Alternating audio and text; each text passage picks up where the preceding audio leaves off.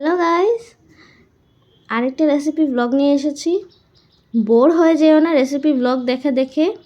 খুব শিগগিরই পাপ্পার birthday blog আসবে। 19th পাপ্পার বার্থডে, তাই পাপ্পার বার্থডে ব্লগ আসবে। তো এখানে কড়ায় তেল গরম করে জিরে ফোড়ন দিয়ে দিয়েছি, গোটা জিরে।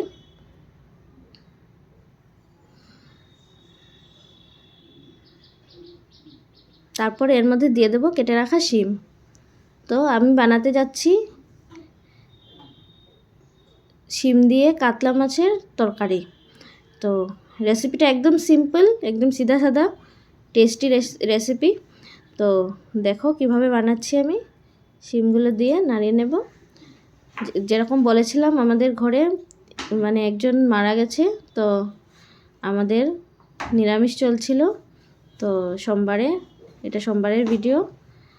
আমি সোমবারে আমাদের ওনার শ্রাদ্ধ ছিল, তো রাত্রিবেলা নিরামিষটা ভাঙতে হয়েছে। তো রাত্রে বাজার থেকে মাছ খাওয়া হয়েছে, তো ওই মাছ এনেছি, তাই মাছের রেসিপি। অনেক দিন পরেই দিচ্ছি মাছের রেসিপি, যেহেতু এতদিন নিরামিষ চলছিল, তাই মাছের কোনো রেসিপি ছিল না। আজকে অনেক দিন পর মাছের রেসিপি। তো এই যে শিমটা আমি নাড়িয়ে নিচ্ছি ভালো করে। এবারে এর মধ্যে হলুদ গুঁড়ো আর নুন দিয়ে দেব, স্বাদ মতো নুন দিয়ে দেব।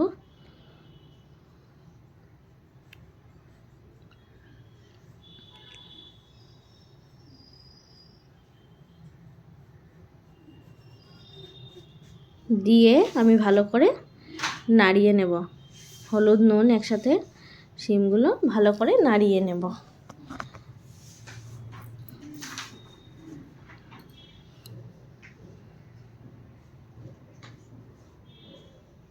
এখন এই শীতের সিজনে কচি শিম বাজারের কি ভালো লাগে খেতে।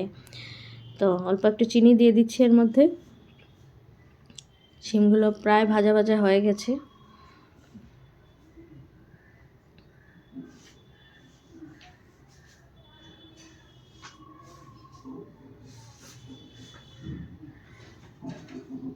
এবারে মশলা দেবার পালা।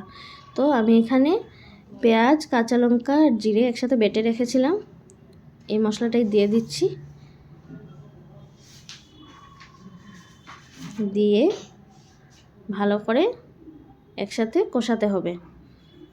খুব ভালো করে নাড়িয়ে চাড়িয়ে একসাথে এগুলো কষিয়ে নেব, শিম মশলা সব কিছু।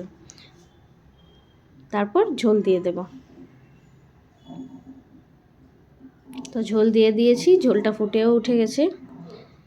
তারপর একে একে মাছগুলো দিয়ে দেব। কাতলা মাছ ভেজে রেখেছিলাম আগে, ওই মাছটা দিয়ে দেব এর মধ্যে।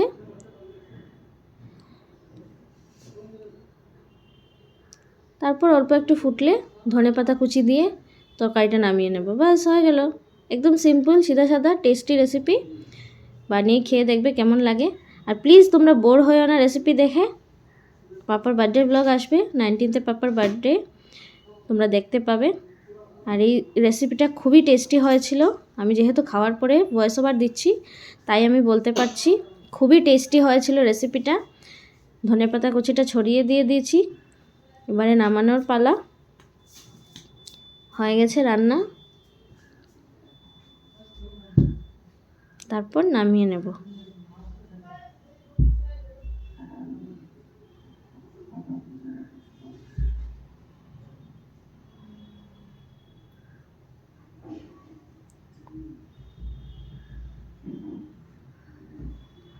এবারে একটু দেখিয়ে দিই আমি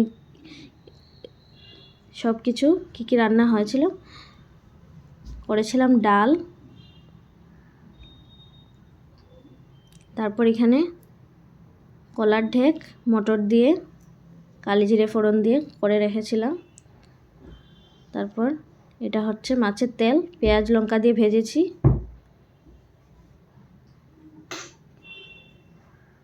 এখানে নিচের তলার আন্টি ফুলকপির তরকারি আর ডাল দিয়েছে, এটাও খুব ভালো হয়েছিল খেতে।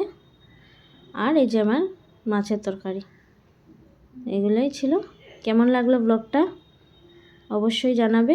ভালো লাগলে লাইক শেয়ার কমেন্ট সাবস্ক্রাইব অবশ্যই চাই। টাটা।